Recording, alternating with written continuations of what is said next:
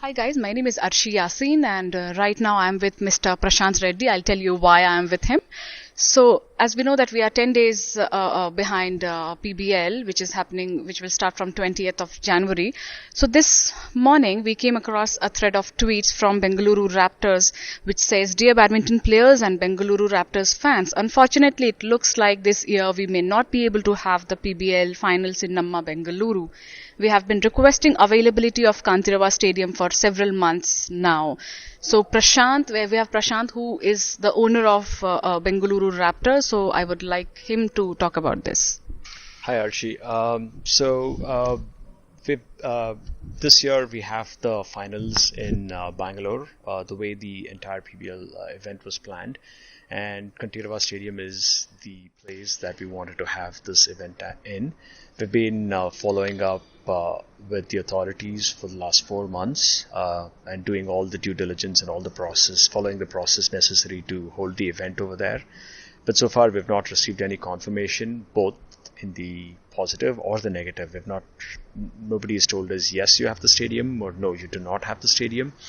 So we're unable to make any decisions going forward with regards to conducting the event over here. And I would like Prashant to talk about that. How do you think it will impact the badminton ecosystem? PBL is a very big event. It's probably the most awaited event for badminton in India, because a lot of international players come down.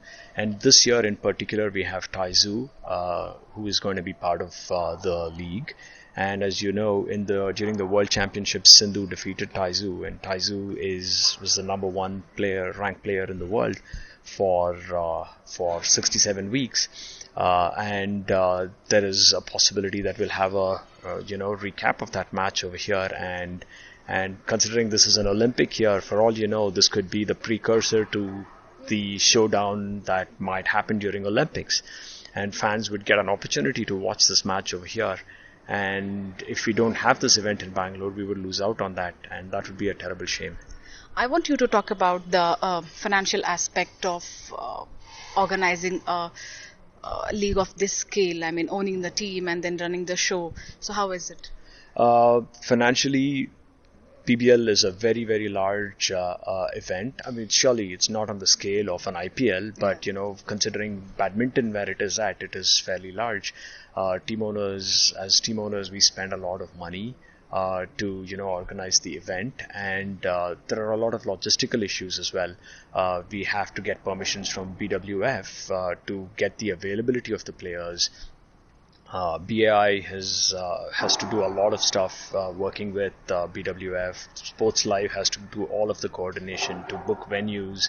The broadcaster has to ensure that there are advertisers lined up, slots booked and communicated. Advertising needs to be done. Hotels need to be booked. Airline tickets need to be done. Visas need to be procured. So there's a lot of logistics involved.